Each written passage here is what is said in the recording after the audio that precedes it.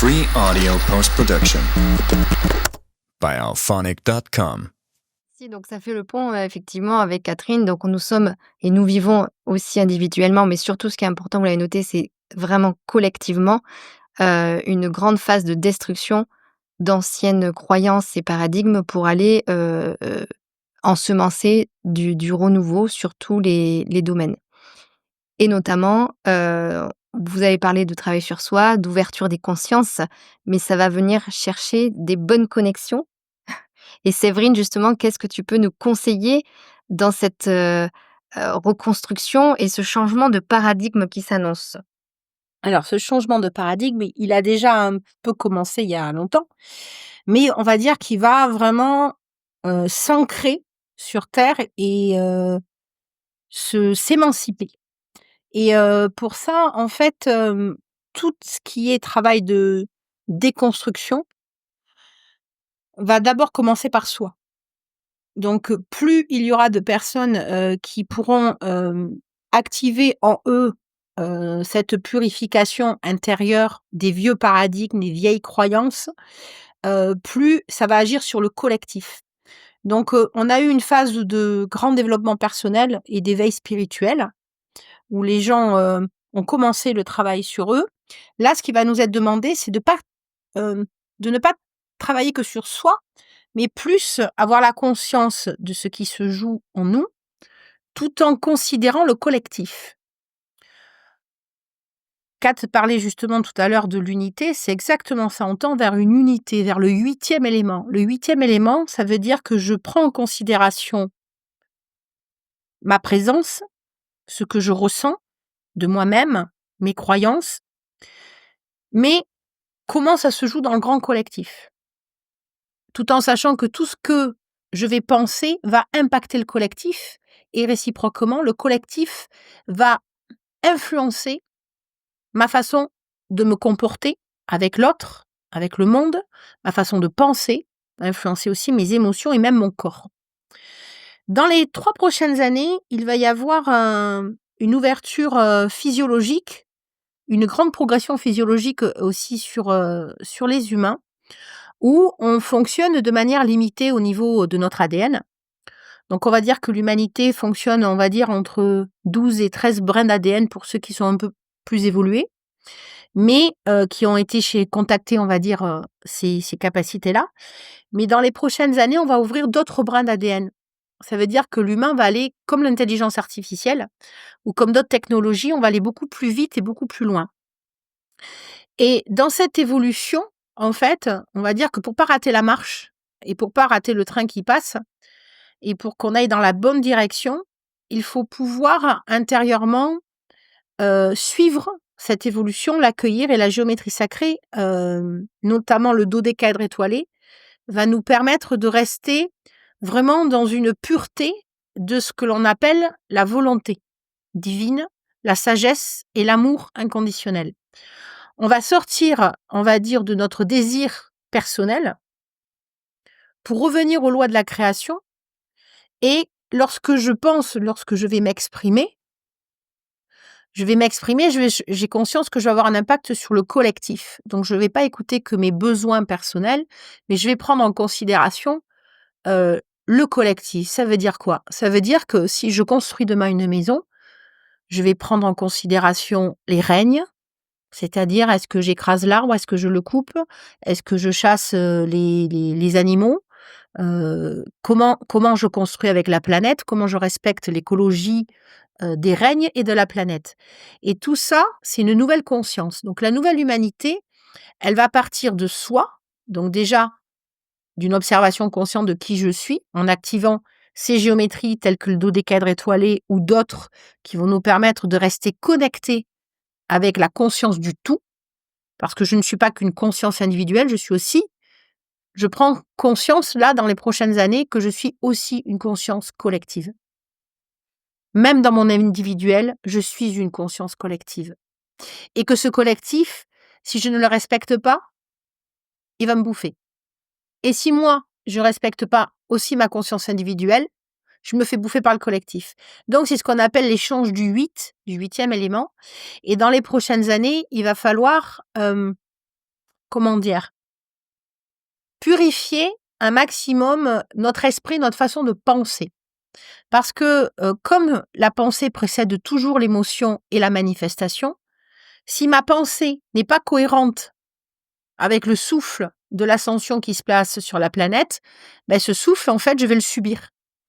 Donc si je suis dans une on va dire, je vais devenir le disciple de moi-même, si je suis le disciple de ma propre présence et que je vais œuvrer à maintenir ma présence divine en moi, alors que ce soit avec la géométrie, mais avec aussi d'autres clés, hem, je vais pouvoir être en harmonie et donc en unité avec le reste et avec le tout. Donc avec les autres, avec le règne, avec des planètes, avec, un algorithme numérologique, mais, avec c'est quoi le grand tout, il va vers quoi?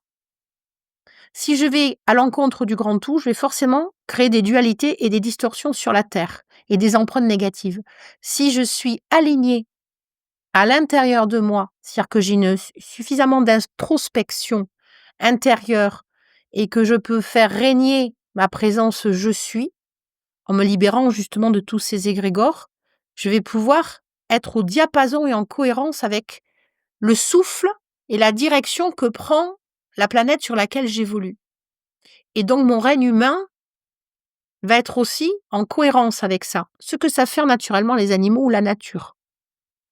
Donc la géométrie sacrée, ça va vous permettre de rester d'une part stable, de déprogrammer toutes ces pensées erronées qui créent des brouillards un peu et qui nous renvoient, on va dire, à des égrégores. Et surtout, ça va me permettre de m'alléger moi-même et d'alléger le collectif. Donc il va y avoir vraiment un gros travail au niveau du collectif à faire et aussi une purification de notre monde, c'est-à-dire que le monde s'est ouvert, les gens effectivement se sont ouverts au développement personnel et à la spiritualité, mais dans cette spiritualité, il y a aussi, une pureté et une simplicité à retrouver. C'est-à-dire que, il faut simplifier le mot spirituel et revenir plutôt à l'essence des choses et à la à la nature essentielle des choses. Dans la relation à l'autre, c'est la même chose. Comment je me ressens, comment je ressens l'autre. Dans les mondes évolués, on n'a pas besoin, pratiquement de verbaliser parce que on est tellement connecté à notre essence et on est tellement connecté à l'essence de l'autre, à l'essence des règnes, à l'essence de la nature, qu'il y a une harmonie naturelle qui se fait. C'est ce qu'on appelle le 8e élément. On est en échange équilibré entre l'univers et notre intériorité, notre présence. Donc tout devient une seule et même présence. Là, on atteint une unité. C'est vers ça que l'on tend, mais moi, ce qui m'est demandé, en fait, de faire sur les 3 prochaines années, c'est de un maximum simplifier et purifier les croyances de l'esprit, activer pour que nos potentiels qui vont se libérer, parce qu'on est en train de libérer notamment au niveau physiologique le cerveau reptilien, ça va nous donner 2 fois plus de capacités, mais il faut que ces capacités, elles soient vraiment au service d'un esprit pur et simple. Quand l'esprit, il est pur et simple, ce que je vais canaliser et l'information que je vais pouvoir retranscrire sera plus de l'ordre du divin que de ma volonté personnelle.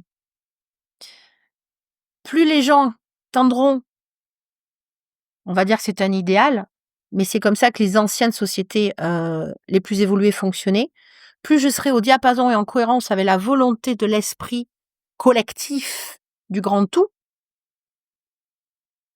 plus je serai dans une vacuité de l'information simple et pure. Et je reviendrai sur une fréquence que l'on appelle l'amour inconditionnel, c'est-à-dire que je ressens tout ce qui est sans prisme, tel que cela est. Donc dans les prochaines années, il va y avoir vraiment une introspection des croyances qui circulent dans notre esprit et qui créent nos systèmes de réalité et qui créent aussi nos émotions humaines intérieures. Donc on va tendre de plus en plus dans cette spiritualité, on va dire, pour recréer une nouvelle humanité, on va tendre vers la non-pensée, s'abandonner à l'information d'un esprit pur et simple. Plus l'esprit il est obstrué de croyances, de connaissances, même la non-connaissance. On tend vers la non-connaissance pour entrer dans le savoir. Un animal, il va pas lire 500 millions de livres dans la bibliothèque, mais il va le ressentir, un tsunami qui arrive 3 jours avant. Pourquoi? Parce qu'il a cette connexion pure et simple. En fait, quelque part, nous, on doit retendre vers ça pour pouvoir revivre en harmonie avec les lois de la création. Les influences planétaires, galactiques, les influences sur tous les plans, même de l'intra-terre, parce que je vais parler aussi de l'intra-terre, mais tout ce qui se passe à l'intérieur de notre Terre nous influence. On va souvent chercher les influences effectivement astrologiques, mais on oublie qu'on est sur un astre, et cet astre, il est vivant. Et quand la planète, elle bouge, comme ce qu'on va appeler le réchauffement climatique, souvent on a l'impression que ça arrive de l'extérieur. Non, c'est simplement qu'à l'intérieur, le noyau nucléaire de la Terre est en train de bouger. Et ça nous bouge aussi, nous, à l'intérieur de nous. Donc cette hypraconnexion, dans ce que vous avez dit, que ce soit astrologiquement ou en numérologie, on tend de plus en plus vers cette hypraconnexion, mais qui a déjà existé sur les anciennes civilisations, hein, que ce soit le continent de Mu ou les Lémuriens ou les Atlantes avaient cette hypersensibilité d'être connectés au tout. Dans chaque cellule, on ressent tout ce champ quantique. Et nous, notre job, on va dire, sur les prochaines années, c'est de purifier cellulairement l'information, la vieille information qui obstrue l'évolution collective. Et pour ceux qui seront le plus, on va dire, dans le front de cette ascension, ça sera de venir aussi informer les égrégores avec de nouveaux paradigmes. Donc voilà ce que moi j'ai à dire sur les prochaines années. Free audio post-production by alphonic.com.